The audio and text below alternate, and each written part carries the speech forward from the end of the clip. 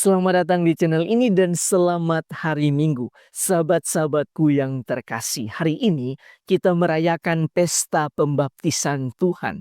Pesta ini adalah akhir dari rangkaian masa Natal. Besok hari kita akan masuk ke dalam masa biasa, yaitu pekan biasa yang pertama. Karena itu, kandang Natal, pohon Natal, ornamen-ornamen Natal dan atribut-atribut Natal lainnya harus dibongkar dan disimpan kembali. Pada pesta ini, kita memperingati peristiwa di mana Yesus dibaptis di Sungai Yordan oleh Santo Yohanes Pembaptis. Peristiwa ini atau peristiwa pembaptisan Tuhan ini menjadi awal Yesus tampil di depan umum untuk mewartakan kerajaan surga dan mewartakan Injil serta menyembuhkan orang-orang sakit. Makna lain dari pesta pembaptisan Tuhan ini ialah Tuhan hendak menunjukkan kepada kita semua bahwa meskipun Yesus tidak berdosa, tetapi dengan rendah hati Yesus rela dibaptis karena mau solidar, karena mau merasakan apa yang dirasakan oleh manusia, yaitu manusia yang menderita akibat dosa manusia sendiri. Melalui pembaptisan Yesus, Yesus mau menyucikan kita. Yang kemudian Yesus rela menanggung dosa kita melalui sengsara dan kebangkitannya.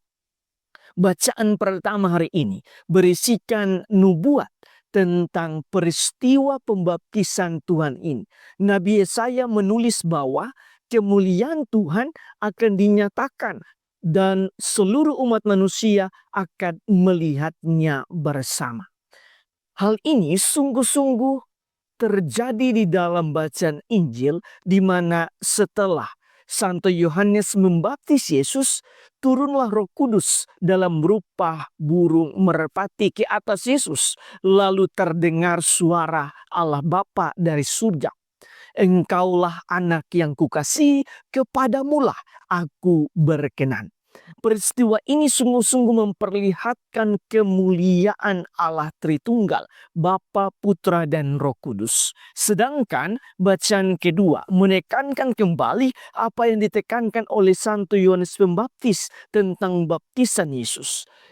Ia mengatakan bahwa jika dirinya membaptis dengan air, maka Yesus akan membaptis dengan Roh Kudus. Yesus akan membaptis kita manusia dengan Roh Kudus dan api. Di dalam bacaan yang kedua, Santo Paulus juga menekankan bahwa kita diselamatkan berkat permandian kelahiran kembali dan berkat pembaruan yang dikerjakan oleh Roh Kudus. Ini adalah makna pembaptisan yang perlu kita hayati di dalam hidup ini. Sahabat-sahabatku yang terkasih, berdasarkan bacaan-bacaan hari ini, marilah kita merenungkan sejumlah remah-remah permenungan. Pertama, di dalam bacaan yang kedua, Santo Paulus menekankan bahwa baptisan merupakan momen pembaruan yang dikerjakan oleh Roh Kudus. Maka di pesta pembaptisan Tuhan ini, kita perlu membaharui baptisan kita masing-masing. Caranya ialah kita harus menyadari bahwa sakramen baptisan yang telah diterima ialah sakramen iman. Artinya dengan baptisan atau dengan dibaptis, maka kita pun telah menyatakan iman dan patut menghidupi serta berpegang teguh pada iman tersebut, yaitu iman akan Allah Tritunggal, Allah Bapa, Putra, dan Roh Kudus yang telah dimeteraikan pada kita saat pembaptisan. Hal ini mengisyaratkan bahwa kehadiran Allah Tritunggal telah ada bersama-sama dengan kita sejak awal kehidupan kita. Karena itu, di awal tahun ini, ketika kita membaharui baptisan kita semua di pesta pembaptisan Tuhan ini, kita patut perlu membaharui iman kita akan Allah Tritunggal, yakni Allah Tritunggal senantiasa menyertai kita sepanjang tahun ini dan selamanya dalam setiap jatuh bangun hidup kita. Kedua, di dalam bacaan Injil, Allah Bapa menekankan bahwa Yesus adalah putra yang dikasihi olehnya. Allah pun berkenan padanya. Saya suka merenungkan ini dalam hubungan dengan baptisan yang telah kita terima. Ketika dibaptis, kita telah diangkat menjadi anak-anak Allah.